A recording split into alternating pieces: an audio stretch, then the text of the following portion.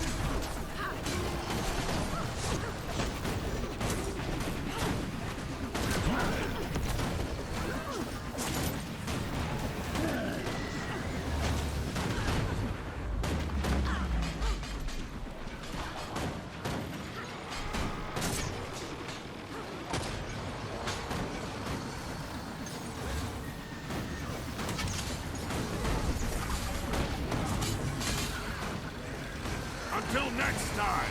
As you can see, I ended up doing this world boss last in the list, but you can do them in any order. These world bosses are almost back to back with maybe a half-hour wait in between, so I was just doing other dailies, alt-hopping, and maybe a fractal here and there while I was waiting. We are now at Phileas Thorpe Waypoint in Caledon Forest. If you have the world boss portal device, it will send you to the waypoint that's north of this one, so just fly on down. The Great Jungle Wurm will be spawning in the middle of the Witchmire Swamp, or as some of us lovingly call him, the Danger Noodle. The pre-event for the Great Jungle Wurm begins at 15 after the hour. The timer is here on the screen and I have it linked below in the description. In the pre-event, you need to kill the 3 champions who spawn, and you'll see the X's in the circle on your minimap. Once you've killed the champions, the worm will be enraged and he will pop up in the middle of the swamp. The worm goes invulnerable every 25%, and you're going to have to find the elite ritual husks that spawn nearby and use CC skills on their break bars in order to kill them so that the worm can't use them to heal. If you look inside of the event circle, there will be X's on the map for where the elite ritual husk has spawned, and some people do actually target them occasionally.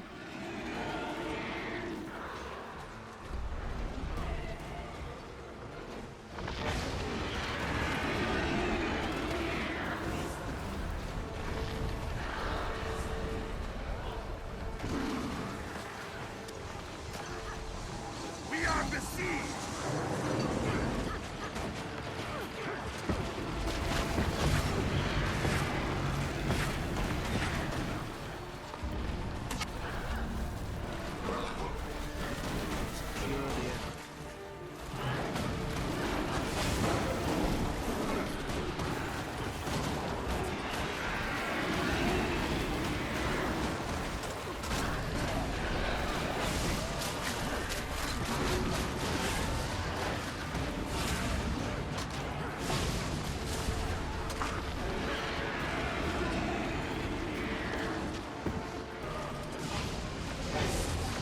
must be weakening.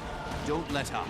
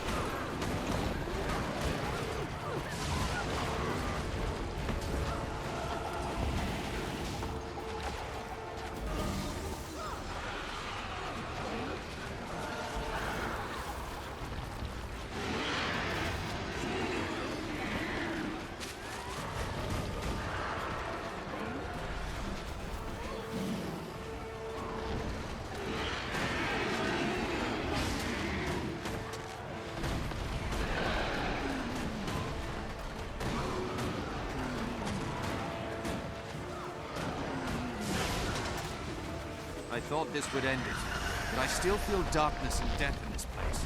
Thankfully, we had enough commanders for this event. It was a close one. The Avatar version of Tremors is not a threat for 2 more hours. We're now at the God's Lost waypoint in Queensdale. If you're using the World Boss Portal device, it will port you to Swamp Lost Haven waypoint, so you'll just have to go northeast from there.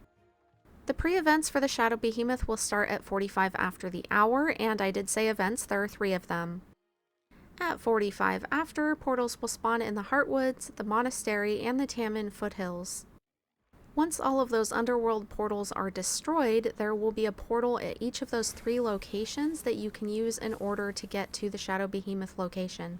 The beginning of the Shadow Behemoth event is going to start with the underworld portals that will spawn in a circle around where the Shadow Behemoth is going to be. Once you destroy all of the portals, the Shadow Behemoth will spawn. Do not be in the middle where he spawns. He is a giant void walker that will swallow your soul. Don't stand in the middle where he is, and watch the water where you're standing because there will be circles of red, and the damage over time does start to stack to a point that it gets pretty nasty. If you're suddenly dying and you don't know why, start dodging. Or stack on people who have crazy boons and heals. I'm at the Monastery for one of the 3 pre-events that starts at 45 after. All of the events were done before I made it to the next location, so I just flew back over to the Shadow Behemoth area. Again, the link is below in the description if you need the event timers. Once all the portals are down and the Shadow Behemoth spawns in the middle there, he is going to go through phases much like the Jungle Wurm, where every 25% he's going to go invulnerable, although he will still spawn nasty circles of bad in the water that you can barely see, and you'll have to damage all of the underworld portals. We decided to try a new strategy of choking him with nutritional goodness with all of these apples, since he's so evil. I don't think it really made a difference.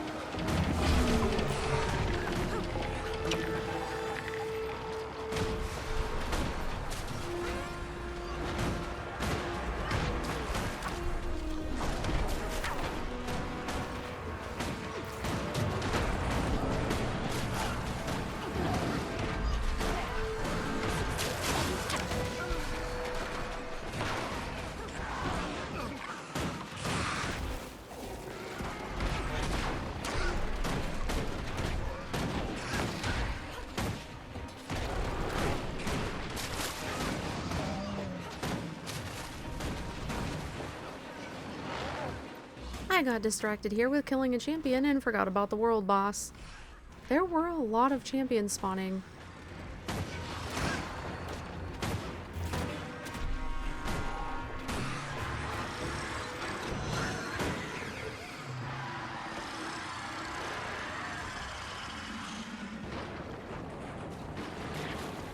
Finally, last but not least, we're at Krenax Homestead Waypoint and Wayfarer Foothills. For once, this is exactly where you port in if you're using the World Boss portal device. The pre-event escort does start here by the waypoint at 15 after. Most people are going to wait over by the Dragon Totem at the Heart of Corruption point of interest. At 15 after the hour, Scholar Brogan will start the escort from Krenax Homestead Waypoint, headed toward the Heart of Corruption and the Dragon Totem, where the Svanir Shaman Chief is going to spawn. Once he makes it over to the Dragon Totem, you'll have to fight some extra mobs, and then you'll have some portals spawn, and you'll have to fight some of the Ice Brood. Once you've taken down the portals, then the Svanir Shaman Chief will step in and become vulnerable, and you can take him down. Just try not to stand in the swirling ice attacks.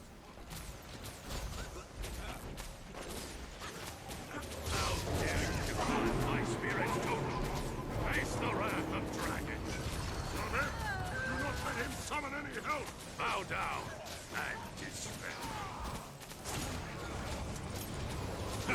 You're kidding, right? We have to interrupt the ritual. Stand back. We can Shaman must finish his ritual. then focus on the shaman's ritual.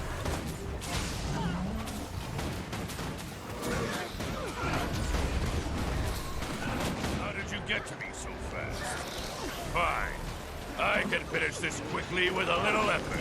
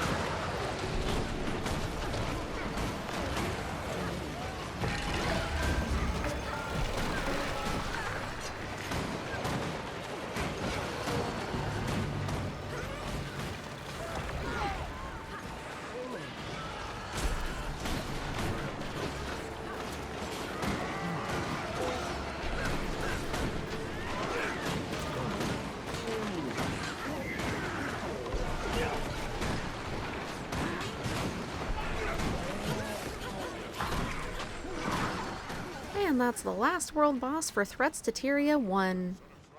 I'm sure that we'll have 4 new world bosses that we'll have to complete for next week.